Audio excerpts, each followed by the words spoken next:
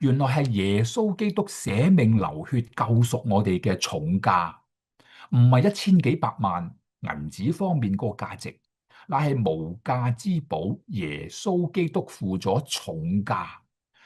我又簡單講一講吓，從正面嚟講，聖經有3次提到重價。另外再提重價呢，就係聽日我會讀到第7章吓。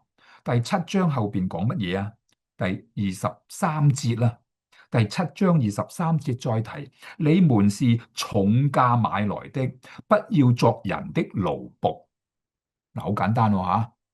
我哋信咗耶穌，你要記住，好似大衛李文斯敦呢個嘅非洲宣教之父所做嘅一件事吓，佢救咗一個非洲土人，而呢個非洲土人係酋長嚟嘅，然後幾個月之後，呢個酋長就將佢成個嘅部族、佢嘅兒女、僕婢、牛羊、牲畜，全部帶到李文斯敦面前，俯伏喺佢面前話：你救咗我，我所擁有嘅一切係屬於你嘅，因為你救咗我嘅命啊！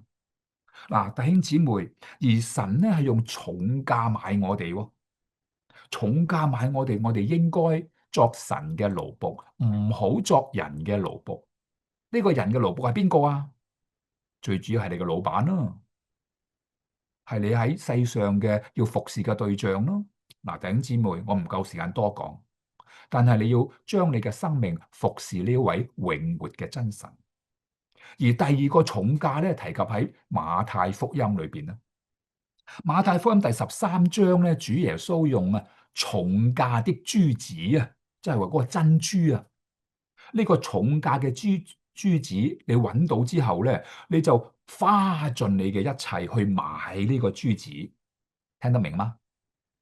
你要買翻嚟啊！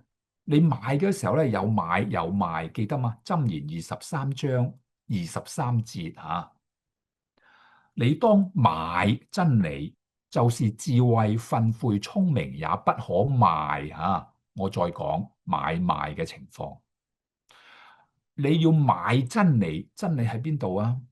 就係耶穌話：我就係道路、真理、生命，若不藉着我，沒有人能夠到父那裏去。所以咧，你要買嘅時候啊，你要付代價嘅。神俾咗我哋有智慧、聰明、訓誨，唔係賣俾你嘅老闆，係賣俾耶穌啊！